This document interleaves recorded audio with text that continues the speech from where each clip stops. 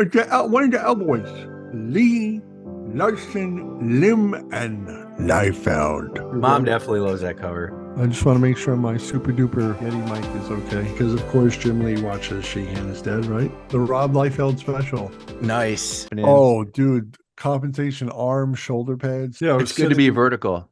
Yeah, I was like sitting there like this in the middle room.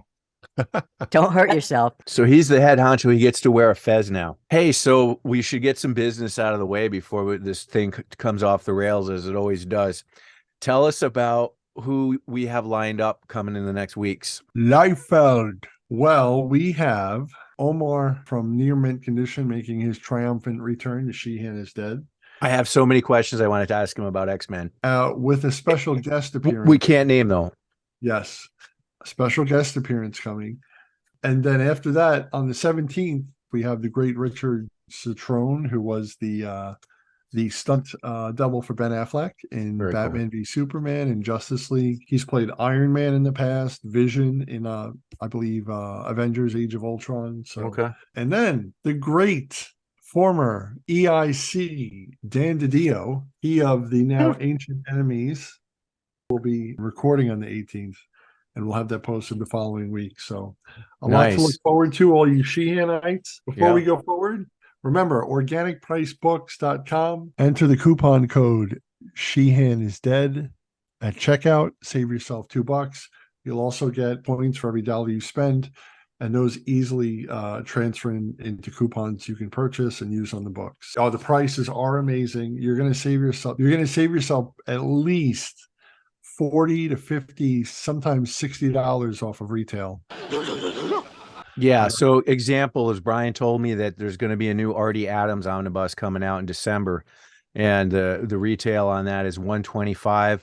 And I want to say when I went to Organic Price Books, their pre-sale price as of like 2 days ago was $73.25. Does that sound right?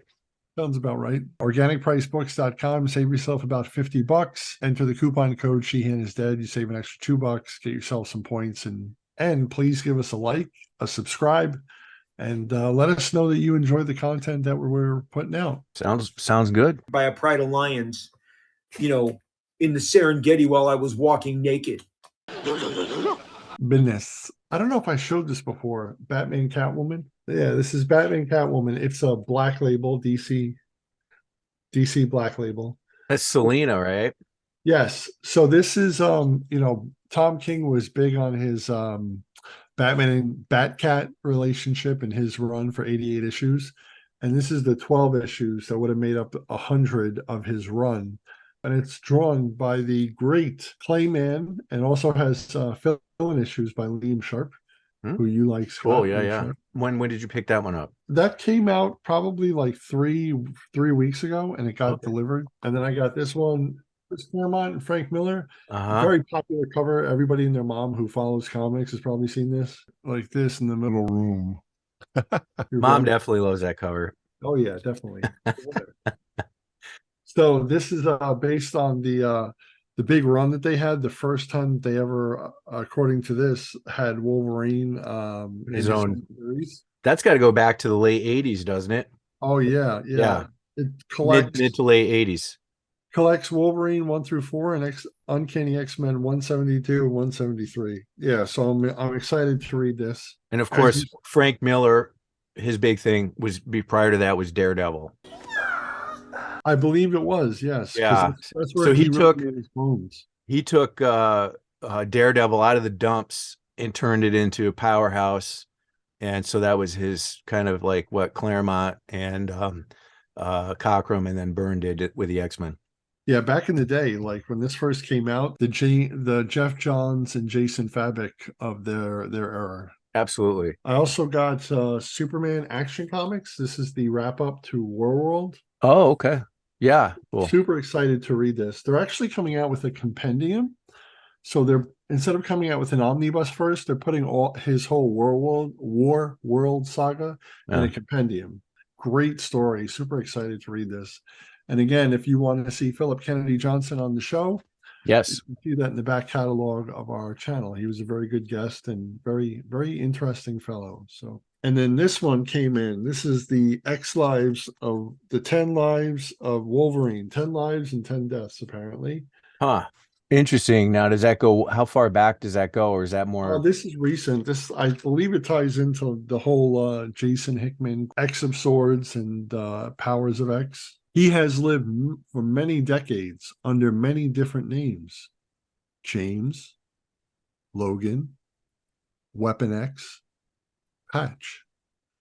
Now the X-Man known as Wolverine must revisit his former selves on a quest through time to prevent his lethal enemy, Omega Red, from killing Charles Xavier or the professor's ancestors and preventing the founding of Krakoa and mutant society as we know it. Meanwhile, Moira McTaggart, now stripped of her mutant power of reincarnation, faces her own desperate battle for survival. As Moira seeks to make the most of her one remaining life, Wolverine must relive the most painful moments of his. The future of Krakoa will be won or lost in the past. Very nice. Well, and that's like, Rachel and Miles would say, it's like, we're going to be doing this show for decades to try to explain all this stuff. Seriously. And then this here was very good. This is Batman Killing Time by Tom King. Oh, yeah. Art by the amazing David Marquez. Yeah. This is like this came out after Tom King's run. This is from fairly recent, like about a year ago. It's like a prequel. Takes place near the beginning of Batman's existence. As you can see, like even the Riddler and Selena are dating in this. The art in this is just absolutely stunning. Is this dreaming or just remembering? David Marquez, his art is so clean. It's just beautiful, but yet it's not just clean, but it's also moody when it needs to be. Am I dreaming? Yeah, absolutely. And here's Batman. Pow! See? That guy looks like he needs it. Oh, yeah, he definitely does. The art, look at that. Oh, yeah, that's great. Right? Yeah. And it's not a cover, it's part of the story. But look at the way she's stepping forward. Like you can almost see the motion. I mean, and here, look at this. Mm-hmm. Like, look at how clean that is. The guy is beautiful. David Marquez, All-Star Superman #1. Oh, nice. Nice. A first print, 2006. Okay. Talking about Rob Liefeld. I have the Absolute Edition as well. And they're reprinting the Absolute Edition too. So this I bought primarily because James Gunn said his Superman Legacy is going to be based more or less off of this. Grant Morrison's run on All-Star Superman. Batman 497, 9.8 when Bane breaks Batman's back. Oh, wow. So what year would that be approximately? This is, and then Hush is the first Absolute Edition I ever had back in 2005. Sweet. Yep. And then I got it autographed. This is Jim Lee's autograph on the outside case. So cool. Right. And then Alex Sinclair, his personal colorist, his Brad Anderson's Jason Favik. So I've had this for about 18 years. Speaking of Jim Lee, what happened in the last day or two? Jimmy, Bud, one of the Elboys, Lee, Larson, Lim, and Liefeld. My money's on Lim. So Jim Lee became the CEO, publisher, and you can read it on it's on the Hollywood Reporter for all you Sheehanites. So he's the head honcho. He gets to wear a fez now. Creative, that's it. He's the CEO, head creative officer, and publisher. And Jim Lee, if you're listening, because of course Jim Lee watches Sheehan is Dead, right? Of course he does. Of course he does. Yeah. Maybe he'll come on one day, if ever. Please do good by DC. Like change things up because it's really stale right now. Come on, man. Help a brother out. Help an old school comic reader out. We're not so impressed with the chief part of your title, but we want you to really think about the creative part. Yes, please. Very much so. The creative is super important. DC has been pimping Jim Lee like over and over and over and over again because he'll draw like covers now, like a Jim Lee variant. If memory serves correctly, I think I think the last sequential thing he did was Superman for Tomorrow, which he did right after Hush. I Oh don't wow, recall. really? Yeah, otherwise I've seen him do. Oh, and maybe he did when DC Rebirth came out, I think he might have done like Suicide Squad for like 3 or 4 or 5 issues. Okay. But after that, Jim Lee has just been doing variant covers. I've got a pile of a few things here Yes. that I've acquired since we've done one of these. Okie dokie. So I thought we'd start with this. Beautiful. So I acquired this.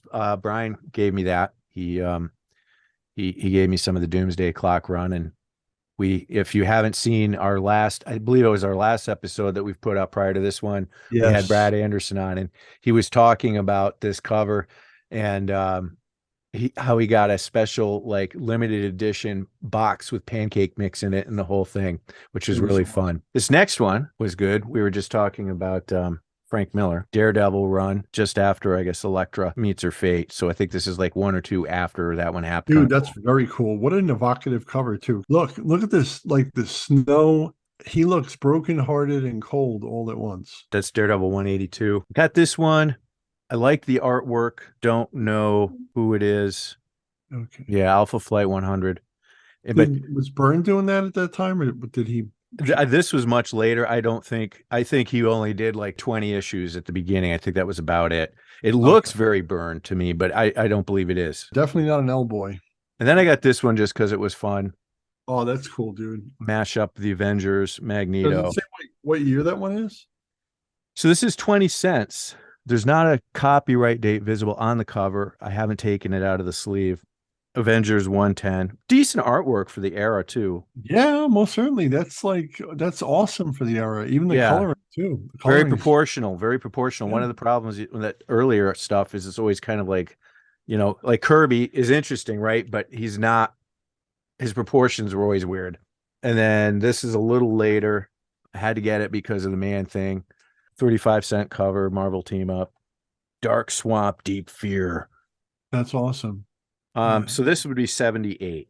I was thinking of getting, because you've inspired me, I was thinking of trying to find older comics, on the cheap, Mhm. and not for any investment, but just to like gorge on Read them. Yeah. Yeah, be like, Some of the stories are really, really good. Liefeld stuff. Liefeld. So it's Hawk and Dove. There you go.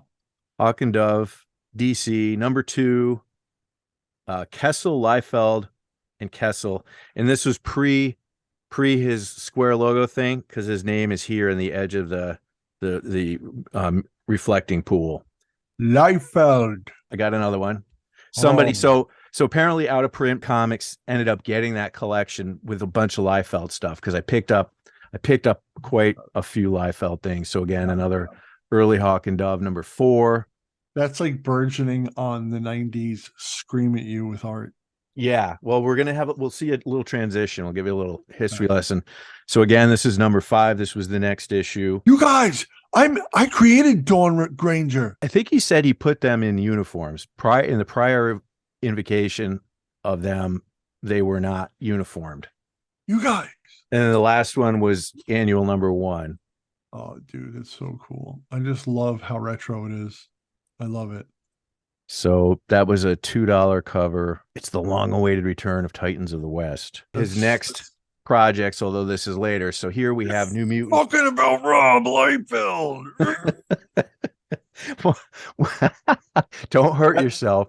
I know, dude. That is like so scream at you 90s. Just like I wish I had an electric guitar and I would just grind on it and be like, Liefeld. In the Serengeti while I was walking naked. Could have happened.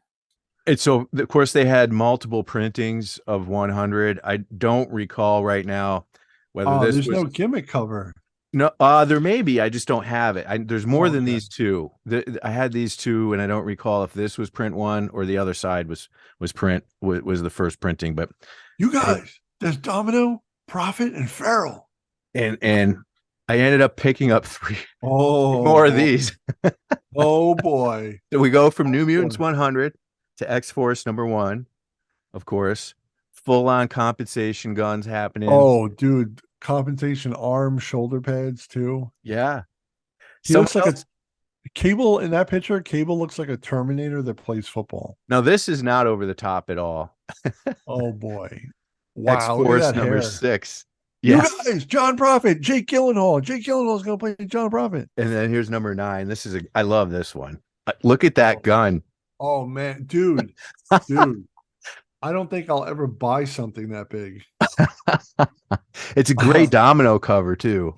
Man, It's and look like at bigger the than sword too. Look at the sword. it's bigger than a tank. Yeah, it was ridiculous. Pick this up. This is not Liefeld. This is Wyman. And so this is 94 Cable, fairly early, #11. I just love this cover. This is very much like the covers of the original, some of the best covers from the original Micronauts. I think I'm getting a seizure looking at that. Look at all that.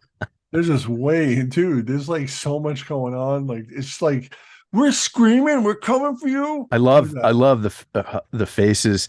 And this is again, it says it's Churchy Boy from 1996. Whoever I that don't know if that's like Ian Churchill, if that was like his slang thing back then. I'll have to look into it and see. And then I picked up like 4 of these. Dude. Youngblood #2. And of course, this is Robbie again. Yeah. Early Youngblood. So there was a bunch of variant covers on that one, 3 or 4 variants. And I think I got 2, if not 3. We switch over to X-Men. So this is Silvestri. And this is Wiacek. Here's 2. Are they both Silvestri? These are both Silvestris. Now, but the thing that I'm calling out here is this is Wiacek coloring. Mm-hmm. And then he worked a long time with Dan Green. And I don't know why, because I think the work, those 2 guys together, was subpar. Green did a lot of this kind of almost monochromatic stuff. And I think it really makes Silvestri's work. There's so much going on on each one, but especially the one on the left. I'm like trying to understand. He's better at the covers. I don't like his internal. Silvestri's not one of my favorite. This is about one of the strongest Silvestri covers that I've come across. I think that's a pretty nice cover.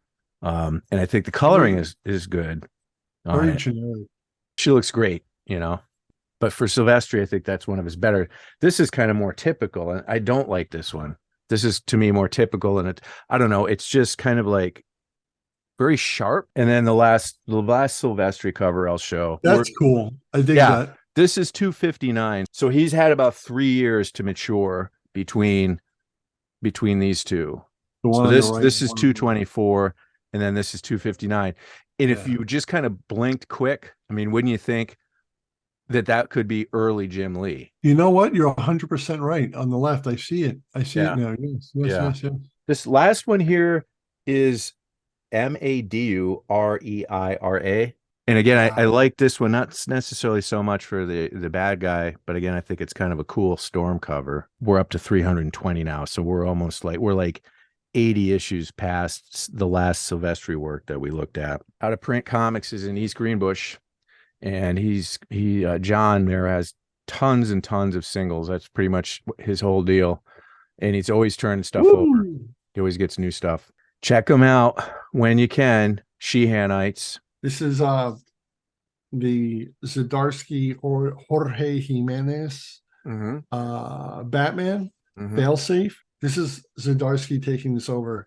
And the reason why this is like, oh my God, and there was so much hype is because Zdarsky has written and is finishing up his quote unquote, to some people, legendary Daredevil run.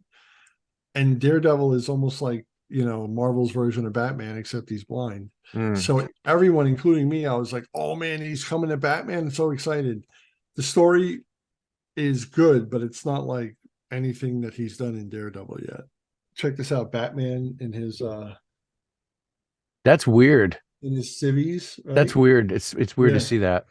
The way the Jorge Jimenez draws the Penguin too is like Danny DeVito-ish. Definitely. Yep. Right. Yep. Whereas other incarnations, he's just a shorter, plump guy who's a mob boss. So this was a solid read too, failsafe. I'm excited to see where it goes from here. Pap. Pap. I was looking for Barry Windsor Smith stuff. I didn't come across any. There was one that I thought was him, and then I looked and it wasn't. No, Pap free. Pap free. Alan Moore. Yes, Rob. This is Alan Moore, and Rob said he was sending him like 20,000 a month back in the day. Yes, Rob. My neighbor Steve Moore, no relation. He. I'm gonna have him do the work. Yeah. And Rob's like, what? No, that's not happening. I'm gonna pay you $20,000 a month and have your neighbor Steve write the stories. Yeah. I want to wire $20,000 to Alan Moore in England for scripts. Alan needed the money on a regular basis so he could get more mushrooms. Only from Clydesdale ponies. Todd Like- McFarlane would be very pleased. Well, Rob, back in the day, if this was a Rob thing, it would look like someone sketched it, inked it, and colored it. And Yeah. you'd be like, wow, that's messy. And the bike would have like 1 or 2 gears and there would be no background. Well, Boom Boom never rode a It's motorcycle. No, not at all. Look at the detail on the bike. Just loving that bike. Yeah, man. Like, look at all the detail right here. And So there you have it, Sheehanites. yes, dude. And remember that Brian is not Sheehan and Scottie is not Sheehan. Thanks for joining us. And once again, please give us a like, subscribe, And feel free to comment on what your favorite comics are, what your favorite books are, or things you want us to talk about. If you have an Mostly. idea for a terrible movie that you'd like us to review, let us know, and we'll see what we can do about that. May the Sheehan be with you all.